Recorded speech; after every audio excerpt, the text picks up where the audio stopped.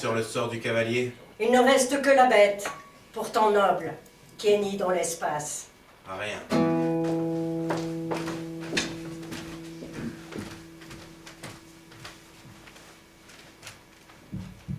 Les parents préparent la valise de leur fille.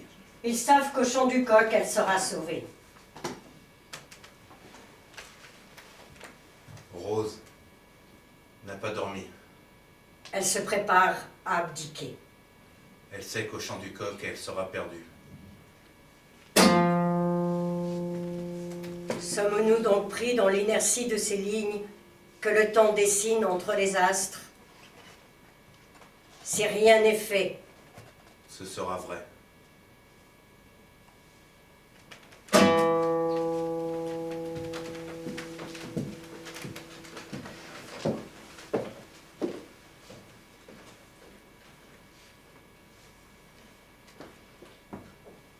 Et encore une nuit sans dormir. Et encore la bataille. Et les cris. Les hordes de barbares ont déferlé sur mon royaume. En tous sens, de toutes parts, brûlant et pillant. Le ciel est noir sur les lambeaux de mon étendard. Agité par le vent, c'est le dernier témoignage du vivant. La cendre recouvre maintenant la prairie et plus rien n'existe sous ce manteau de suie. Comme une foudre vaine montant de la terre et figée dans leur colère, les arbres morts sont les derniers traits de ce tableau. Je frissonne. Je contemple et je sais que le mal qu'ils ont déjà fait n'est rien par rapport à celui de demain. Acculé, la charge qui viendra au chant du coq me réduira. Ce qu'il lui faut, c'est un bon gel douche shampoing 2 en 1. C'est dans les petites choses que prospère le confort. Et des galettes. La chaleur du foyer dans un peu de blé. En parlant de blé, j'ai préparé un max de liquide. Voilà. C'est bientôt l'heure. Bientôt le chant du coq. Je crois que tout est prêt. On attend. Quel royaume pour celle qui ne se possède plus, privée de toute substance, sujette au vertige de mon propre vide, n'ayant comme seule envie que le besoin de combler ce vide, comme seule rage, celle du vent qui souffle et qui pue la laine des autres. Un ballon de baudruche tenu en laisse par le salaire, dans un parc d'attractions pourri, où le strass craque et fissure, sous l'horreur qui déborde. Merde! Quel avenir! Je n'aurai pour finir comme seul repère que le passage du temps. Ce tic-tac qui gomme tout et qui lisse si bien la pente sur laquelle on glisse. Je serai sans être. Je serai sans être. Ce qu'il lui faut, je vais dire un truc un peu con, mais c'est long et rapide à la fois. Hein. Tu veux me dire la météo? Ça nous fera passer le temps. Je n'attendrai pas leur venue. S'ils veulent que je perde, c'est entièrement que je serai vaincue.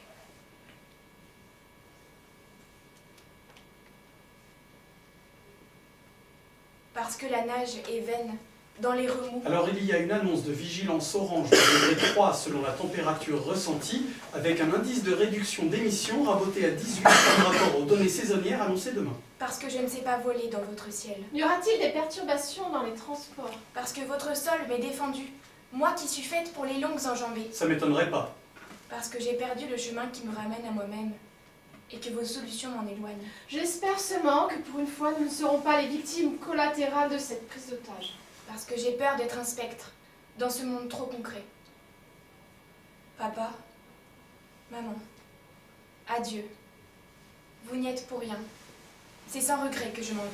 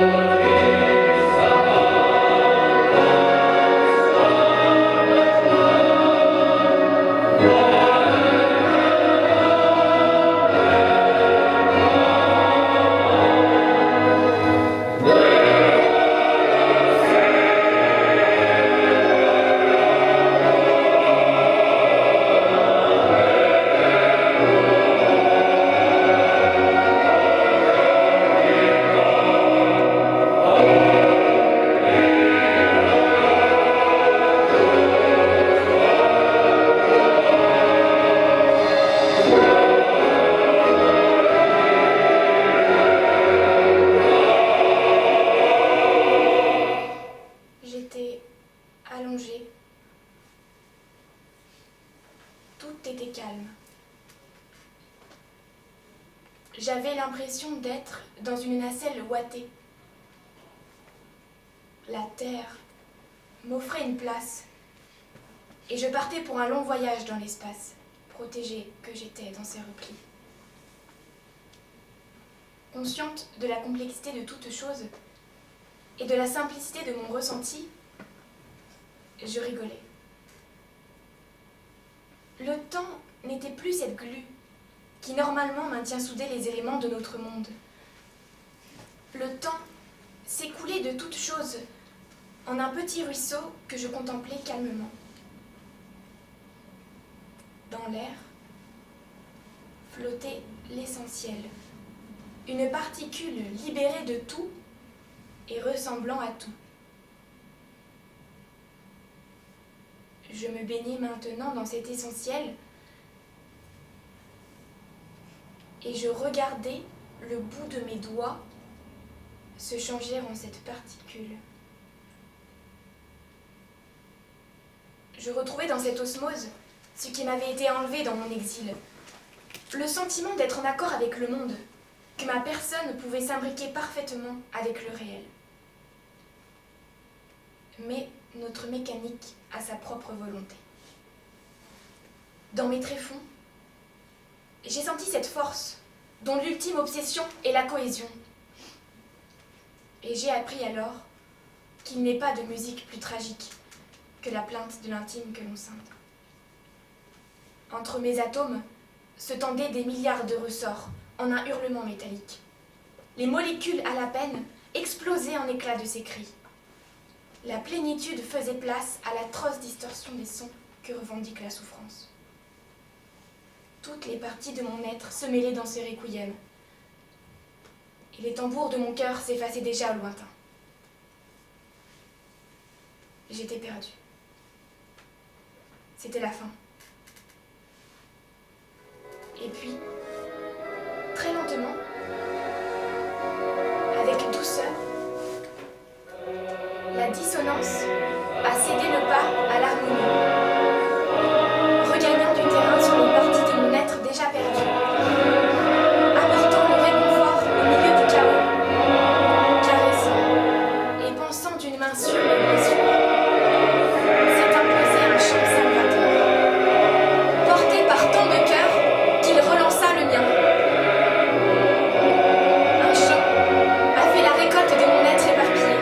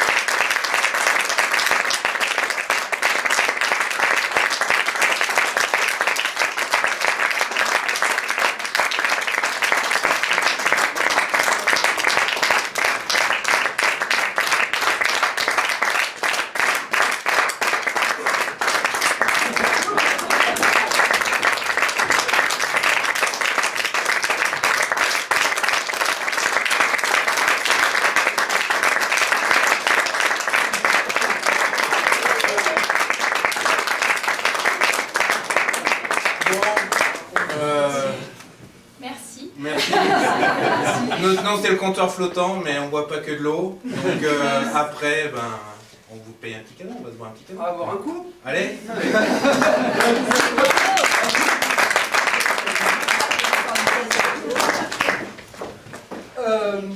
Je vous laisse plier les chaises qui sont pliables.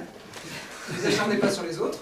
Et les mettre dans des coins. Je vais amener une table et 2-3 victuailles. Et puis voilà. On va rallumer et on